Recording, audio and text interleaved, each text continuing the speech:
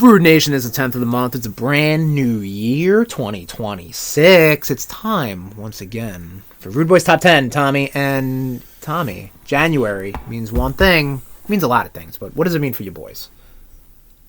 It's RudeNation. RudeNation? What are you even talking about? Is this your first day? Shut up! It's late recording. It is. Could have done this late, but no, whatever. What is January? When you hear January, go. It's Rudy Awards season. Okay, yep. It's Hype Train season. Yep, okay. It's also Royal Rumble. Oh my god! This Look year. at the size of that. That's a Survivor Series thing. Go ahead. Yeah. This year, the winner gets all the blood money. Right, yes, okay. So, yes, it is. I don't know if you heard about this, but Royal Rumble is going to be in Saudi Arabia. The Kingdom of Saudi Arabia. So, we're doing a very special Royal Rumble themed RudeBoyz Top 10. However, it's not what you think. It is going to be our Top 10 Royal Rumble non-Rumble matches. Probably an easier way to say that, but yes. Matches that took place at the pay-per-view event that were not the Royal Rumble. I feel like my way was much easier than how you just spat it out.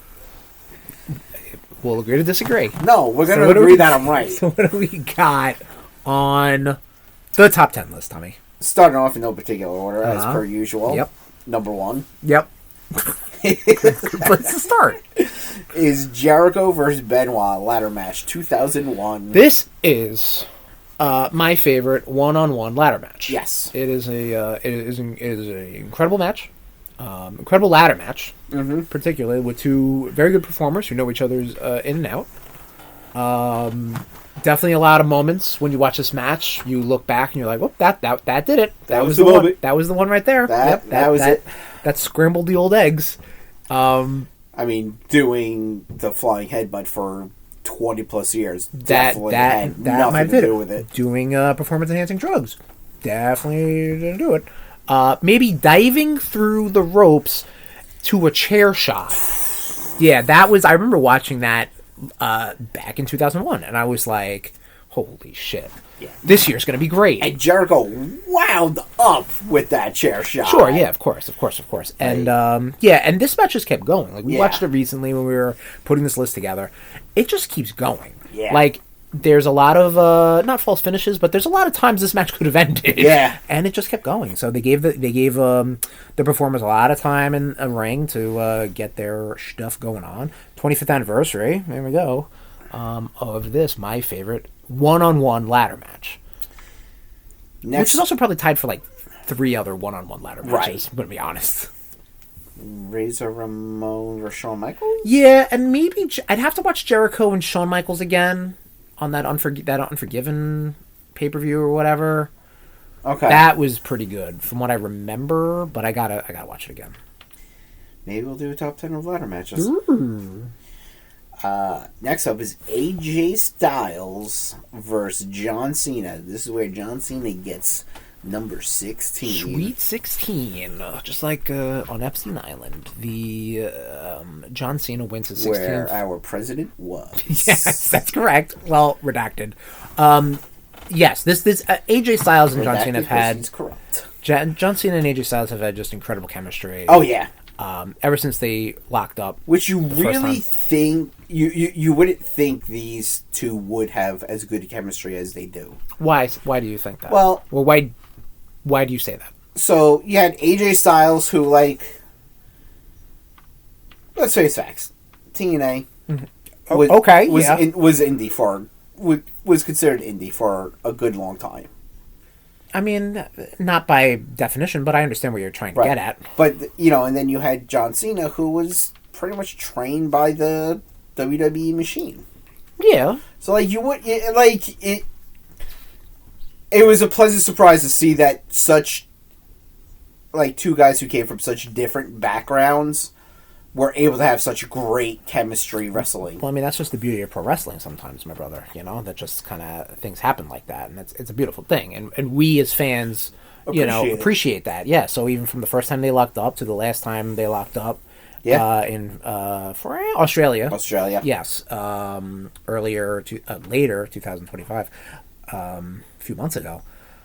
Yeah, but yeah, this is when John Cena wins the WWE Championship for the 16th time, ties with Ric Flair at the moment, and then loses to Bray in the Elimination Chamber and moves on from there. But still a phenomenal match. I can't wait till they bring Ric Flair out of retirement so he can get number 17. I mean, effectively, Ric Flair has had more title reigns because there are some that are not necessarily recognized. Right. But they're there. I think they go by WWE, WCW. And NWA. And, yeah. Yes.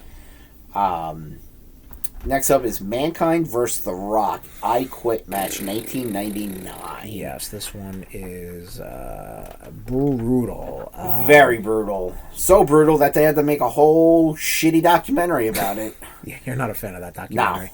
No. Yes, this is a brutal... This is one of those typical... And you see them throughout some of the... history of the WWF, WWE, they will take a chance on a guy to become champion, and then they'll partner him up with one of their vets to kind of like, put him through the ropes. Let's see how this kid does.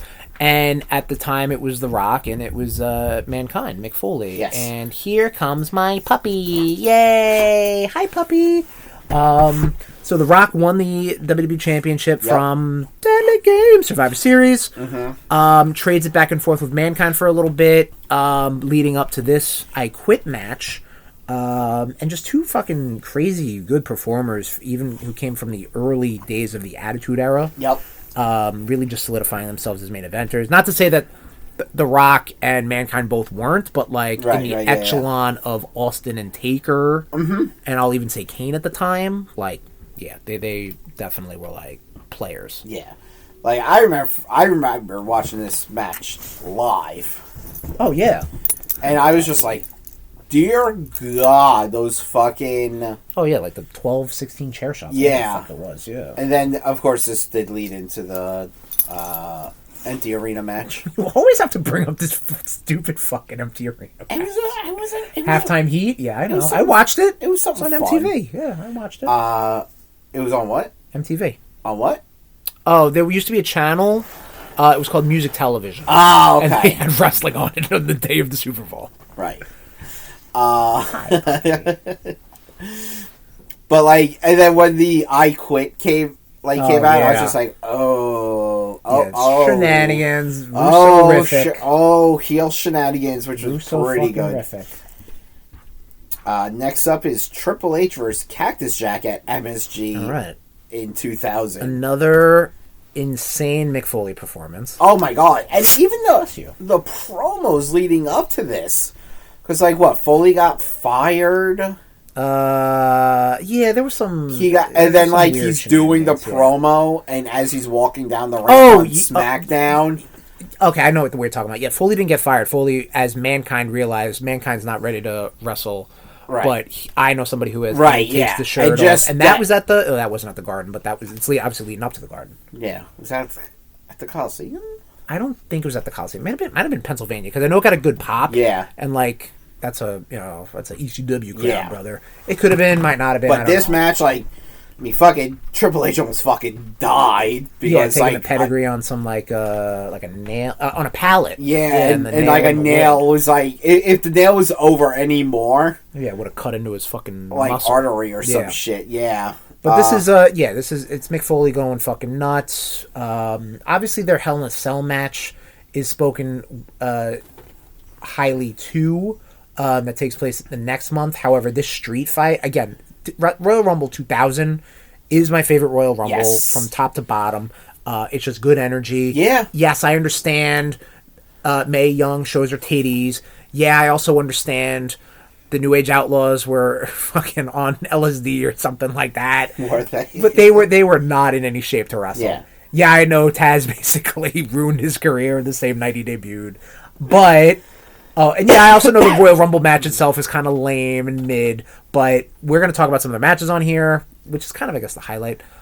It's an incredible championship match. Absolutely.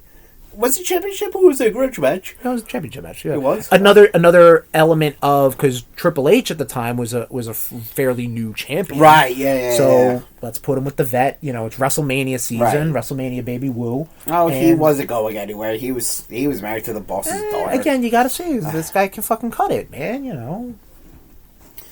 Next up is Bray Wyatt versus Daniel Bryan in 2014. Probably the better thing to come out of the 2014 Royal Rumble, because this was also when Batista won the match. Oh yeah, and people were pissed. But this was this. You know what? I have some gripes about this match, only because obviously Daniel Bryan should have entered the Royal Rumble after the match. But he did lose to Bray Wyatt. But you don't like that? No, I don't like that. But also, I also don't like where it ended anyway. And Daniel Bryan was the right guy to have won the match, because the Yes Movement was kicking in. Mm-hmm. He just had that whole thing where he was part of the Wyatt family, but then broke up with them. He lost this match, which, I understand the scope of things doesn't really matter, but it just felt like, oh, you're just kind of like, this guy got over, and now you're like, this your favorite guy? Yep. No, that doesn't sound like Vince at all. That doesn't sound like anybody who's under court indictment. No, not at all. No, doesn't have a lawsuit against him.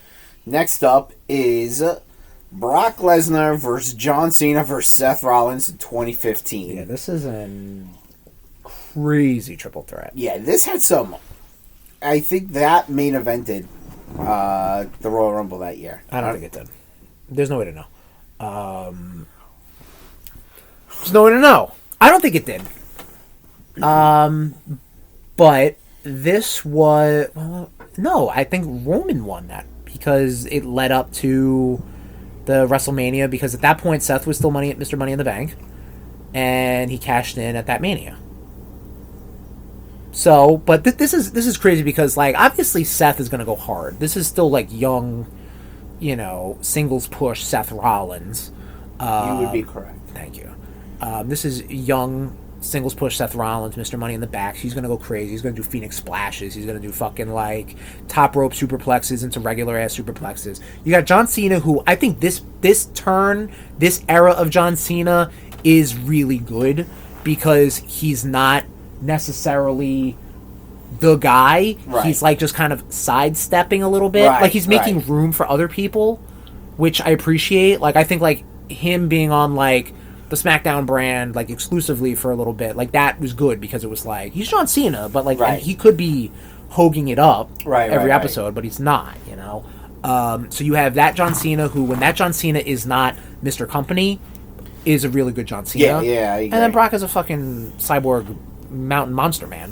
Yes. And always remind me of the cyborg mountain man in from Tekken. Oh, Rock? What's that guy's name? I don't know. He wore Hook? he wore army fatigues. Right. I think I know who you're talking about. Yeah. That's fine. I did not mean to make a Tekken reference, but here we are. Yeah. First Tekken reference of 2026. Probably the only Tekken reference of 2026. Well, they did make a movie. I'll have to pick that up at some point. But I'm going to be forced to watch there's all this one shit. bit where I guess they get Brock through a table, and Brock takes a fucking... he takes a rest out there, while everybody else does wrestling. And I think Seth does a Phoenix Splash like he does onto John Cena to try to win. And then, Brock is not in the ring, and then blinking and missing, he's in the ring. Yeah. F5ing and suplexing these motherfuckers. And I think that's what's good. You have all these different elements. Power levels. Yeah, exactly. Wrestling styles. Right, yeah. Next up, you have Taz versus Kurt Angle, MSG 2000. I don't remember putting this on here, but okay, good. Listen, say we will. This is the first Taz match I've ever seen. This was the second. I'm not surprised. Yeah. And I think just the aura of him debuting, is really cool. This is Kurt Angle rookie year, which is still he's gonna be champion by the end of the year. Yeah, but he was already healing it up hard. Oh, absolutely, yeah. No, he had to come in as a heel. I remember him getting choked out was the greatest thing because he was just talking so much shit about New York. I was like, you don't talk about New York like that. Yeah. But yeah, like you said, Taz ruined his career. He got a little snug with a suplex or Tazplex. Yeah, I mean that's what it is. But you know. Next up is the Hardys versus the Dudleys at MSG. Now in this 2000. this is a fucking hell of a match, man. This is a tag team tables match, which is just nonstop. You know, ever since the Edge and Christian and Hardy Boyz ladder match, like that was the seed for obviously your TLC matches nowadays, right? You know, Yeah, or the exactly. TLC match in general, because of crazy fucking performers, crazy fucking tag teams, and all these just fun fucking props. Yes, yeah. You know? And like the amount of times that someone almost went through a table. Yeah. It was like, nope. Yeah. Like a lot of like, let's pull the table away from them. Yeah, exactly. There's that one bit, and the camera's set up perfectly. It doesn't catch the move, but that's perfect. Where the Hardys are trying to get Bubba Ray or something through a table, and so Matt Hardy kind of does like, tries to dive to him, misses, and then Bubba Ray sidesteps him, but then all of a sudden Jeff Hardy just crashes in from the side of the camera. And, like, you're like, what the fuck? You know, Right, like, they're just going balls fucking out, man. it was crazy. Oh, yeah. Next up is AJ Styles versus Daniel Bryan in 2019. I mean, a little bit about Daniel Bryan and AJ Styles, Tommy. Like, those guys are, one of the best in-ring performers of the modern era.